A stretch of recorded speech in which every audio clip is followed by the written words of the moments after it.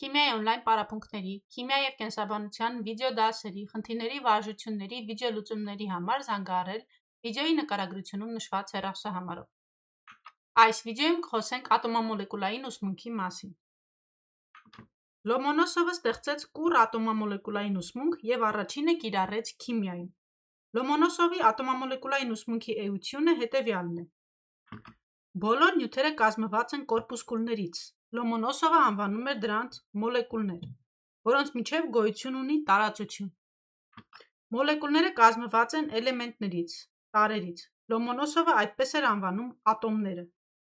Մոլեկուլները և ատոմները գտնվում են անընդհատ շարժման մեջ։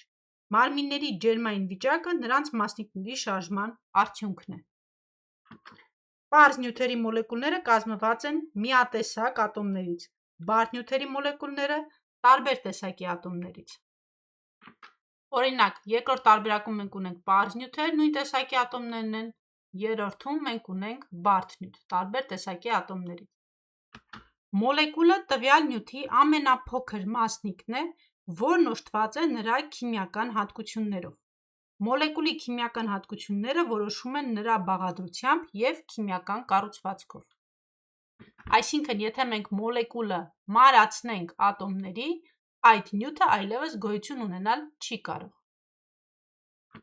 Նյութի փոքրագույն մասնիկը մոլեկուլն է։ Մոլեկուլային կառուցվածք ունեցող նյութերում մոլեկուլների միջև կապը ավելի քիչ ամուր է, քան ատոմների միջև կապը։ Ուստի մոլեկուլային կառուցվածքով նյութերի հալման-եռման ջերմաստիճանը ցածր է։ Ոչ մոլեկուլային կառուցվածքով նյութերում քիմիական կապը ամուր է, հետևաբար դրանք ունեն հալման-եռման բարձր ջերմաստիճան։ Նշենք նաև, որ Լոմոնոսովից անկախ ատոմամոլեկուլային ուսմունքի մասին խոսել է նաև ֆրանսիացի գիտնական Լավուազեն։